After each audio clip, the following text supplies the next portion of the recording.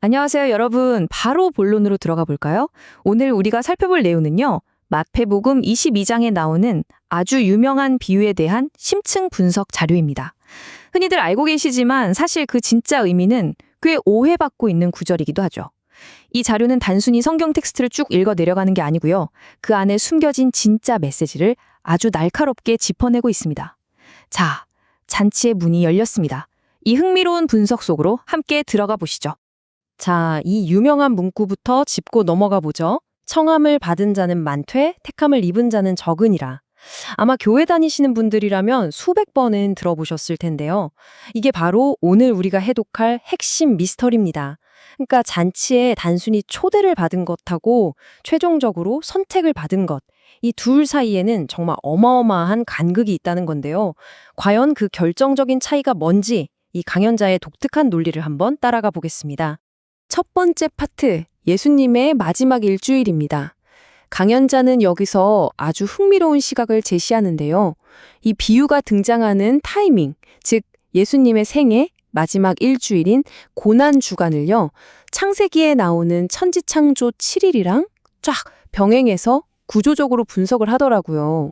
이 슬라이드를 보시면 강연자가 이 두 사건을 어떻게 연결했는지 한눈에 보이실 겁니다.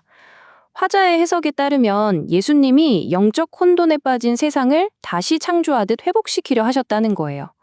첫째 날 예루살렘에 입성하실 때 환영하는 사람들과 배척하는 사람들이 쫙 나뉘잖아요. 이걸 창세기에 빛과 어둠이 나뉘는 것에 비유합니다.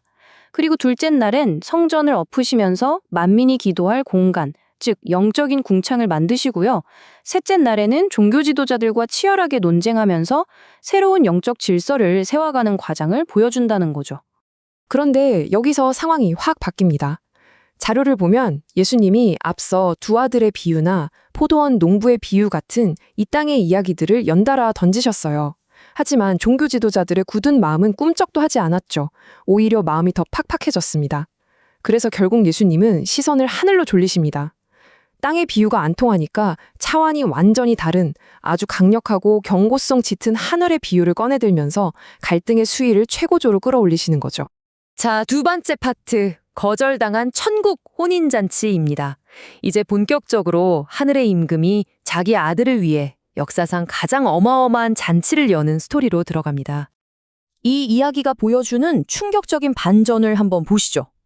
임금이 당대의 VIP들, 그러니까 엘리트 종교 지도자들에게 초청장을 빡 보냅니다.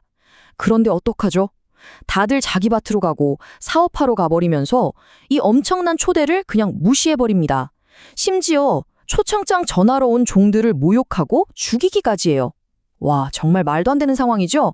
분노한 임금은 군대를 보내서 그 동네를 불태워버리고 결국 길거리에 나가서 선한 사람, 악한 사람 가릴 것 없이 무조건 다 잔치에 데려오라고 명령합니다.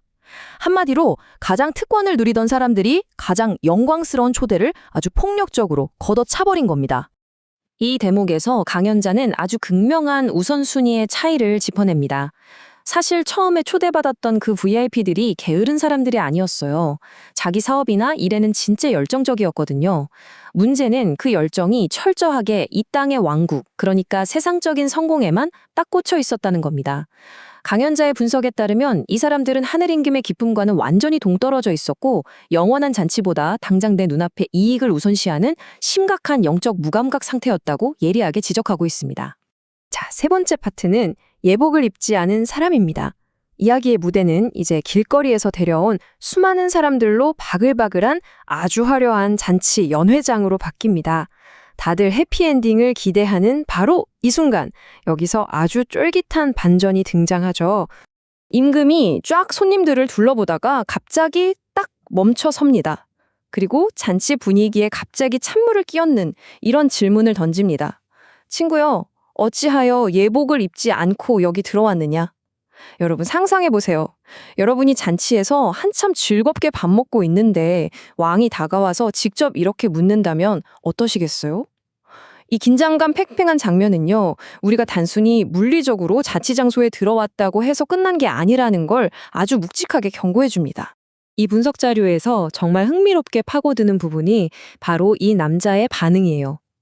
남자가 유구무원, 그러니까 입이 10개라도 할 말이 없는 상태가 돼버립니다. 왜 그랬을까요? 강연자는 이렇게 해석합니다. 이 남자는 자기가 왜 예복을 안 입었는지 스스로 너무 잘 알고 있었다는 거예요. 몰라서 안 입은 게 아니라 귀찮거나 대수롭지 않게 여겨서 의도적으로 그 조건을 무시했다는 거죠. 그러니까 아예 변명조차 할 수 없었던 겁니다. 그래서 여기서 우리가 짚고 넘어가야 할 가장 중요한 핵심, 바로 이 예복의 진짜 의미입니다. 강연자의 신학적 주장에 따르면요, 이 예복은 눈에 보이는 무슨 비싼 겉옷이 아닙니다. 이건 그리스도의 옷, 즉 내면에서 우러나오는 회개의 열매를 뜻한다는 거예요. 그냥 일요일에 교회 나가고 예배 참석하는 겉모습이 아니라 그리스도의 십자가 보혈을 의지해서 내 죄를 진짜로 씻어내는 내면적인 회개 상태, 바로 그것이 하나님이 요구하시는 진짜 예복이라는 설명입니다. 이제 네 번째 파트, 청함과 택함의 차이로 넘어가 보죠. 여기서부터 이 자료의 신학적인 하이라이트가 펼쳐집니다. 화자는 이 비유를 베이스로 해서 두 가지 신앙의 상태를 아주 칼같이 엄격하게 구분하고 있어요. 그럼 대체 청함과 택함이 뭐가 그렇게 다르다는 걸까요? 표를 한번 보시죠. 청함, 즉 초대는 예수를 믿고 처음 교회에 발을 들이는 단계입니다. 이건 꽤 많은 사람들에게 주어지죠. 하지만 택함은 완전히 다른 레벨입니다.